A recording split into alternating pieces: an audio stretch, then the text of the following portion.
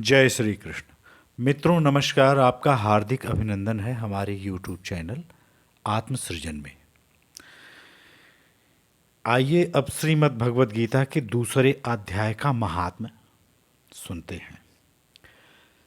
श्री भगवान कहते हैं, लक्ष्मी, प्रथम अध्याय के महात्म्य का उत्तम उपाख्यान मैंने तुम्हें सुना दिया। अब अन्य अध्यायों के महात्म्य श्रवण करो। दक्षिण दिशा में वेदवेत्ता ब्राह्मणों के पुरंदरपुर नामक नगर में श्रीमान देवशर्मा नामक एक विद्वान ब्राह्मण रहते थे। वे अतिथियों के पूजक, स्वाध्यायशील, वेद शास्त्रों के विशेषज्ञ, यज्ञों का अनुष्ठान करने वाले और तपस्वियों के सदा ही प्रिय थे। उन्होंने उत्तम द्रव्यों के द्वारा अग्नि में हवन करके दीर्घ काल तक देवताओं को तृप्त किया, किंतु उन धर्मात्मा ब्राह्मण को कभी सदा रहने वाली शांति न मिली। वे परम कल्याणमय तत्व का ज्ञान प्राप्त करने की इच्छा से प्रतिदिन प्रचुर सामग्रियों के द्वारा सत्य संकल्प वाले तपस्वियों की सेवा करने लगे। इस प्रकार शुभ आचरण करते हुए उन्हें बहुत समय बीत गया। तदनंतर एक दिन पृथ्वी पर उनके समक्ष एक त्यागी महात्मा प्रकट हुए। वे पूर्ण अनुभवी, आकांक्षा रहित, नासिका के अग्रभाग पर दृष्टि रखने वाले तथा शांतचित्त थे। निरंतर परमात्मा के चिंतन में संलग्न हो वे सदा आनंद विभोर रहते थे। देवशर्मा ने उन नित्य संतुष्ट तपस्वी को शुद्ध भाव से प्रणाम किया और पूछा, महात्मन, मुझे शांतिमय स्थिति कैसे प्राप्त होगी? तब उन आत्मज्ञानी संत ने देवशर्मा को शौपुर ग्राम के निवासी मित्रवान का, जो बकरियों का चरवाहा था, परिचय दिया और कहा, वही तुम्हें उपदेश देगा। यह सुनकर देवशर्मा ने महात्मा के चरणों की वंदना की और समृद्धिशाली शौपुर ग्राम में पहुंचकर उसके उत्तर भाग में एक विशाल वन देखा।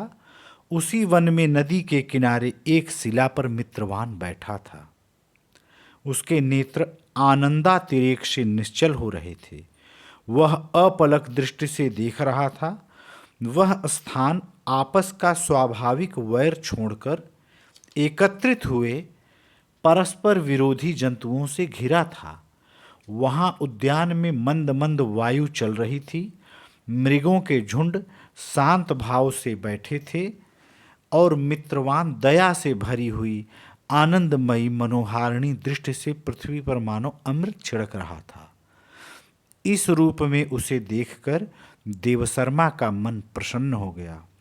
वे उत्सुक होकर बड़ी विनय के साथ मित्रवान के पास गए। मित्रवान ने भी अपने मस्तक को किंचित नवाकर देवशर्मा का सत्कार किया।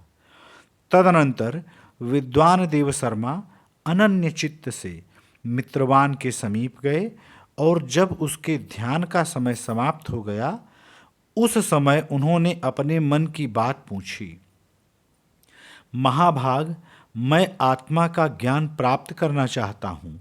मेरे इस मनोरथ की पूर्ति के लिए मुझे किसी ऐसे उपाय का उपदेश कीजिए जिसके द्वारा सिद्धि प्राप्त हो चुकी हो। देवशर्मा की बात सुनकर मित्रवान ने एक क्षण तक कुछ विचार किया। उसके बाद इस प्रकार कहा, विद्वन, एक समय की बात है, मैं वन के भीतर बकरियों की रक्षा कर रहा था। इतने में ही एक भयंकर व्याघ्र पर मेरी दृष्टि पड़ी, जो मानो सबको ग्रस लेना चाहता था।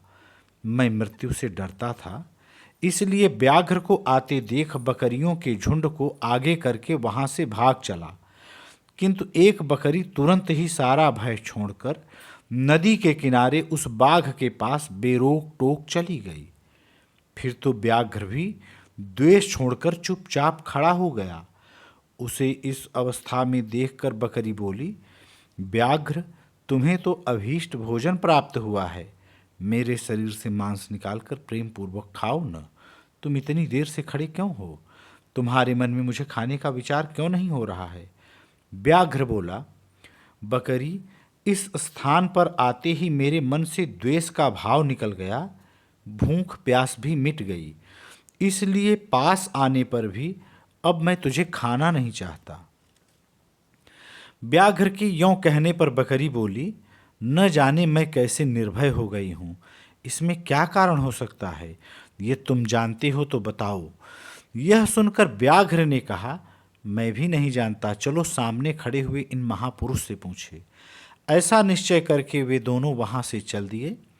उन दोनों के स्वभाव में यह विचित्र परिवर्तन देखकर मैं बहुत विस्मय में पड़ा था। इतने में ही उन्होंने मुझसे ही आकर प्रश्न किया। वहां वृक्ष की शाखा पर एक वानर राज था। उन दोनों के साथ मैंने भी वानर राज से पूछा। विप्रवर मेरे पूछने पर वानर राज ने आदरपूर्वक कहा, अजापाल सुनो, इस विषय में मैं तुम्हें प्राचीन वृत्तांत सुनाता हूँ। यह सामने वन के भीतर जो बहुत बड़ा मंदिर है, उसकी ओर देखो।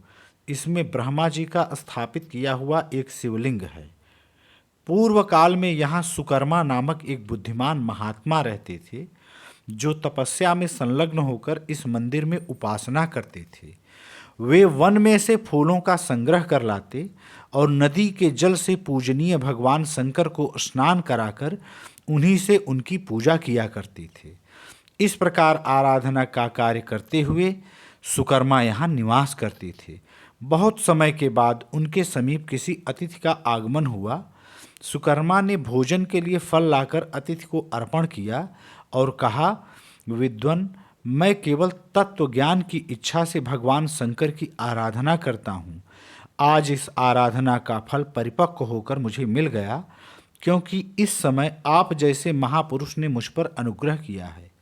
सुकर्मा के ये मधुर वचन सुनकर तपस्या के धनी महात्मा अतिथि को बड़ी प्रसन्नता हुई।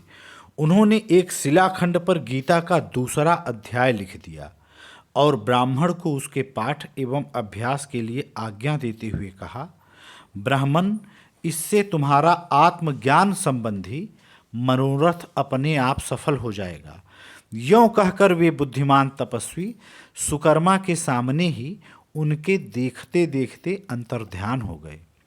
सुकर्मा विस्मित होकर उनके आदेश के अनुसार निरंतर गीता के द्वितीय अध्याय का अभ्यास करने लगे। तदनंतर दीर्घकाल के पश्चात अंतःकरण शुद्ध होकर उन्हें आत्मज्ञान की प्राप्ति हुई। फिर वे जहाँ जहाँ गए वहाँ वहाँ का तपोवन शांत हो गया। उनमें शीत, उष्ण और राग द्वेष आदि की बाधाएं दूर हो गईं। इतना ही नहीं, उन स्थानों में भूख प्यास का कष्ट भी जाता रहा तथा भय का सर्वथा अभाव हो गया। यह सब द्वितीय अध्याय का जप करने वाले सुकर्मा ब्राह्मण की तपस्या का ही प्रभाव समझो। मित्रवान कहता है, वानर राज के यों कहने पर मैं प्रसन्नता पूर्वक बकरी और बाघ के साथ उस मंदिर की ओर गया। वहां जाकर शिलाखंड पर लिखे हुए गीता के द्वितीय अध्याय को मैंने देखा और पढ़ा। उसी की आवृत्ति करने से मैंने तपस्या का पार पा लिया है। अतः भद्र पुरुष, तुम भी सदा द्वितीय अध्याय की ही आवृत्ति किया करो। ऐसा करने पर मुक्ति तुमसे दूर नहीं रहेगी। श्री भगवान कहते हैं, प्रिय, मित्रवान के इस प्रकार आदेश देने पर देव शर्मा ने उसका पूजन किया और उसे प्रणाम करके पुरंदरपुर की राह ली। वहाँ किसी देवालय में पूर्वोक्त आत्मज्ञानी महात्मा को पाकर उन्होंने यह सारा वृत्तांत निवेदन किया और सबसे पहले उन्हीं से द्वितीय अध्याय को पढ़ा। उनसे उपदेश पाकर शुद्ध अंतःकरण वाले सुकर्मा प्रतिदिन बड़ी श्रद्धा के साथ द्वितीय अध्याय का पाठ करने लगे। तब से उन्होंने अनवद्य, प्रशंसा के योग्य परम पद को प्राप्त कर लिया। लक्ष्मी, यह द्वितीय अध्याय का उपाख्यान कहा गया। जय श्री कृष्ण।